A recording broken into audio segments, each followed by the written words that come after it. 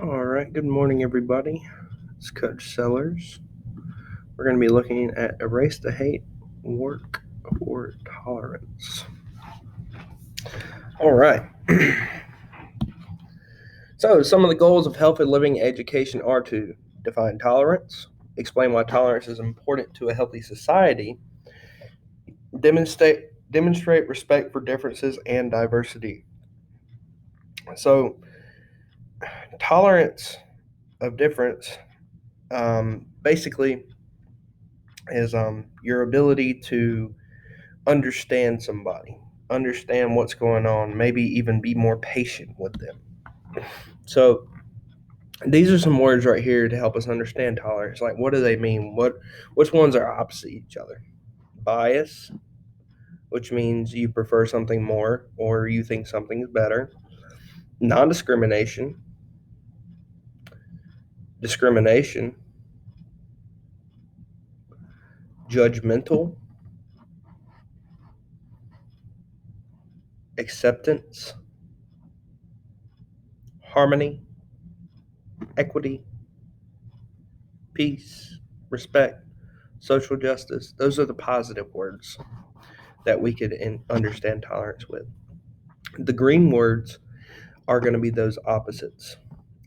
Exclusion, hate, stereotyping. On what basis are groups and individuals the targets of hate, stereotyping, and discrimination? Um, Discriminatory behavior is a behavior that makes a distinction in the way they treat someone or shows favor or prejudice against an individual or group of people. An example would be they accept others who are like themselves but show dislike, sometimes irrational dislike, against an individual or group because they're different.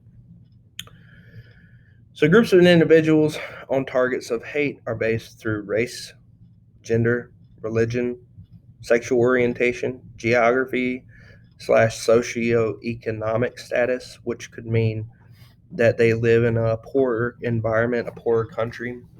I know I went to the Dominican Republic a few years ago, and we actually went out in some of the villages, and there were kids that were literally clothed in cloths. There were houses made of clay, stuff that you only see on TV. I saw it in person. No air condition, none of that. So it was kind of wild. Um, Labels such as jocks, geeks, granolas, disability or health status, and even age. So I'm gonna talk about isms for a minute, like racism and sexism. So isms are beliefs, attitudes, assumptions, and actions that subject individuals or groups to discriminatory behavior. Racism is behavior that discriminates against people of a different race. Sexism is behavior that discriminates against people of the opposite sex. And ageism is behavior that discriminates against people in a specific age group. So that kind of follows with some of those targets there. A hate crime is when bias motivates an illegal act. Somewhere in America, every hour, someone commits a hate crime. So think about some ways that hate is expressed within our society. Here's how some hate is expressed: name calling or gossip, exclusion, vandalism, which means spray painting a building just because, rape, physical injury, teasing or put downs, so picking on somebody, murder, slurs, which that goes into the racism, bullying, threats, torture, and hate literature. So those are just a few ways that hate is expressed, guys. And all of those are bad. I mean, you just got to understand they're terrible. So, looking at the Southern Poverty Law Center, counted 1,018 active hate groups in the United States in only 2011. Think, we're in 2021 now. That's now 10 years ago. Only organizations and their chapters known to be active in 2011 are included. So, look, in North Carolina alone, there were 34 hate groups. It's a pretty high number. I mean, up in Vermont, they had one. Wyoming had two. Texas had 45. Obviously, it's a bigger state.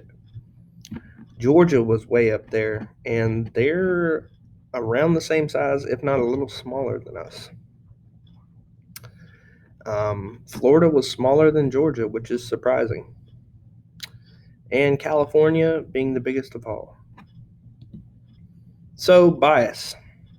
Incidents are actions motivated by hate, speech, conduct, or expression, yet no crime is committed. It's not truly a crime to be biased to something. So, in order to promote tolerance, one has to act in the face of hatred. Silence or inaction can be viewed as support or encouragement for acts of hate, prejudice, or bias. Now, prejudice is suspicion, intolerance, or irrational dislike directed at an individual or group of people. Prejudice. It's a big word. You guys really need to understand that. Um, look more information up on Google about it. But you're gonna really need to understand what prejudice is. But once again, the definition of prejudice is suspicion, intolerance, or irrational dislike directed at an individual or group of people. So, just looking at some scenarios, we're not going to go through them all. Um, Scenario one: recently, a church, a synagogue, and a mosque in one city were badly vandalized. The exterior walls were defaced with graffiti. Windows were broken, and parts of all three buildings were damaged by fire. The community is devastated by the intentional destruction to the three well known places of worship. Is this vandalism an example of a hate crime? How are hate crimes different from other crimes? What does religious freedom mean in a democracy? So, yeah, I do think vandalism is an example of a hate crime. Um, when you hate something and you want to mess it up, you vandalize it. That might include breaking things, painting on things, all kinds of different stuff.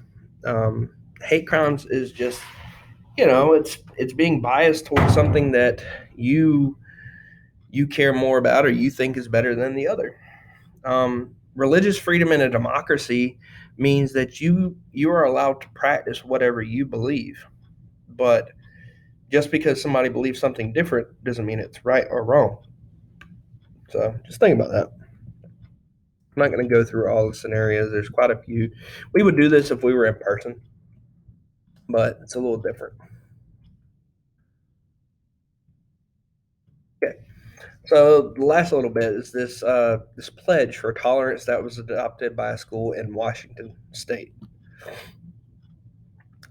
Respect is the cornerstone of all our interactions and behaviors.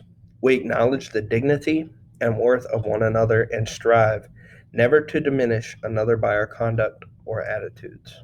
It's Mariner High School in Everett, Washington. So, just think about that pledge.